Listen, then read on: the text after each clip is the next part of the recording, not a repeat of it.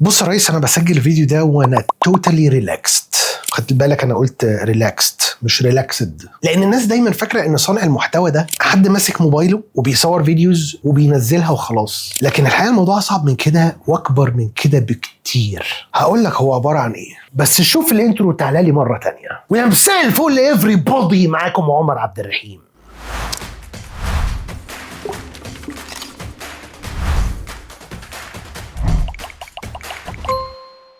اهلا وسهلا بيكم يا شباب ويا بنات في فيديو جديد. في ناس كتير قوي فاكره ايه، ان المحتوى كله شهره وفلوس وبسرعه، ما فيهوش تعب، انك تصور فيديو في دقيقه او دقيقتين ويجيب ملايين المشاهدات والفلوس، ان الموضوع مجرد لعب وضحك قدام الكاميرا وخلاص، ان اي حد عنده موبايل اللي هو موبايل يعني ممكن يبقى انفلونسر، اللي هو انفلونسر او حد مشهور. هل ده حقيقي؟ عادي على فكره، يعني المشكله ممكن ايه في الفيديو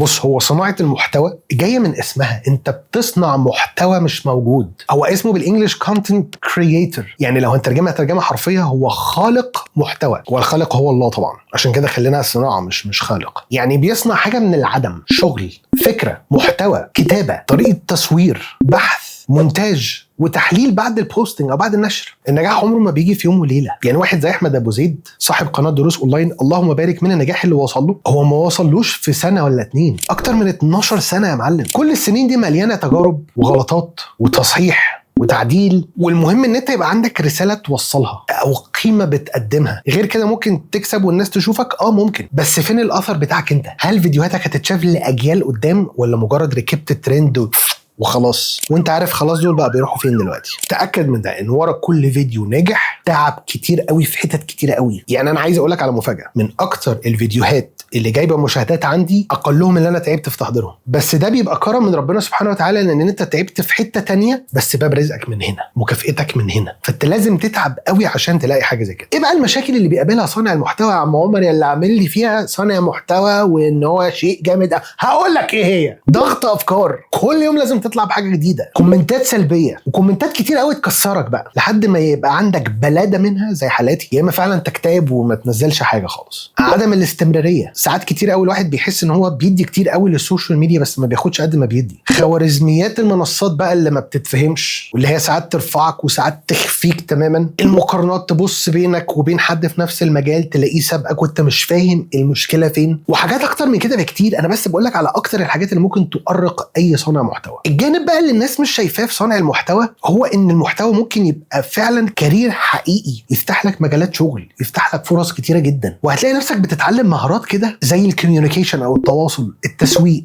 الاقناع، التحليل، حل المشكلات زي البروبلم سولفينج. الكونتنت كرييشن دي لوحدها اصلا سكيل، ان انت تصنع محتوى من لا شيء. ده غير كمان انه بيساعدك انك تبني براند لنفسك هيعيش سنين، مش مجرد فتره صغيره. في النهايه انا عايز اقول لك ان صناعه المحتوى هي مش مجرد لايكات وفولورز بتزيد وخلاص، هي رحله طويله كده فيها تعب، وان شاء الله توصل لحاجه في الاخر طالما انت صاحب رساله. ممكن تغير حياتك كلها للاحسن، ممكن تغير حياتك كلها للاسوأ.